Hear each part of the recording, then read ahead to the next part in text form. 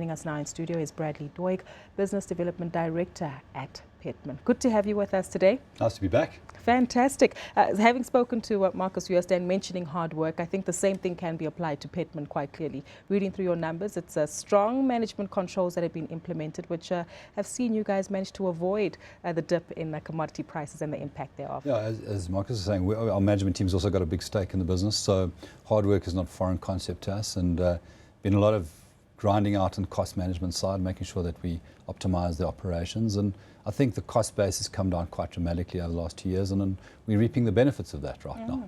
How sustainable is that, though, especially if commodity prices remain where they are? Yeah, look, I mean, I think we're in a unique situation with really good cost control management, coupled with some interesting market developments. You know, on the supply-demand side of our particular niche commodities, we found areas where we can maintain prices, improve prices. So, you know, we're not a massive bulk commodity producer. And everyone, you know, anthracite is not, you know, API 4 steam coal that gets exported for energy purposes. We have a number of niche markets that we play in, and we've been able to sustain good pricing in those markets. With that view and your fingers in many baskets, does it make it easier for you to see where you can potentially consolidate and maybe let go of certain assets in specific commodities? No, well, look, we just got the one principal cash producing business, which is our anthracite business. I mean, we've sold off other mines in the past. Right now, we are busy just optimizing our activities at Somkhele, the anthracite mine. And we have our project in Canada, our development project in Canada, and that's the growth that we see Petmin offering to shareholders coming out of that. Is that the North Atlantic Iron Corporation? Correct. Yeah. Exactly. Tell us about the growth prospects there as well. Well, we've been at it for 4 years, and you know, like we've done with Somkhele, we're pretty much below the radar screen, and hopefully we can deliver the way that we delivered with Somkhele. But we finally selected a site for our first plant there. We're going to be producing a commodity called pig iron, which is essentially a commodity that goes into foundries or steel manufacturing in electric arc furnaces.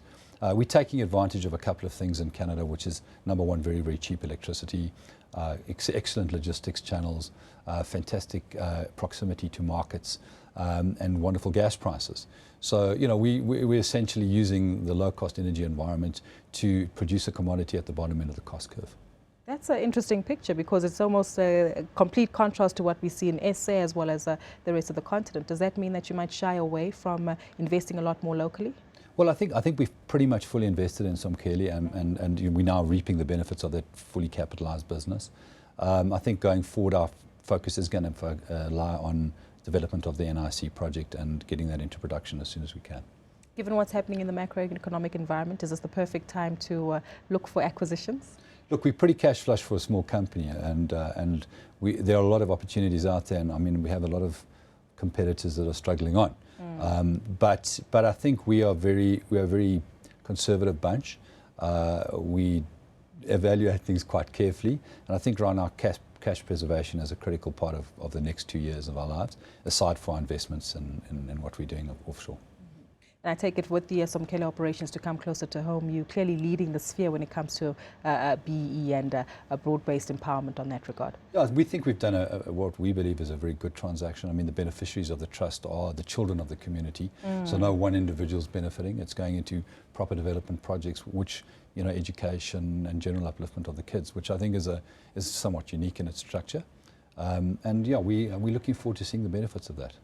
Indeed. We look forward to getting an update from you too, Bradley, and all the best going forward, holding very tightly onto your purse strings, I see. Absolutely. That was Bradley Doig, Business Development Director at Petmin, updating us on the firm's numbers.